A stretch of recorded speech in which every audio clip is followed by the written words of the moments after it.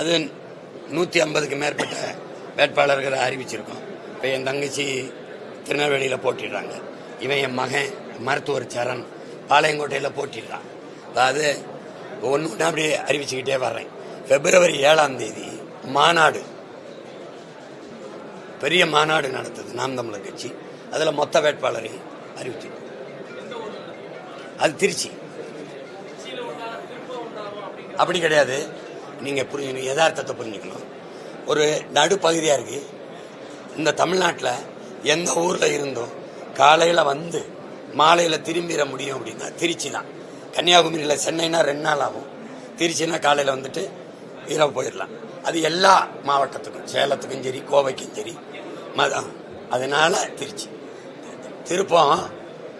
திருப்பம் சிந்தனையில் இருக்கு.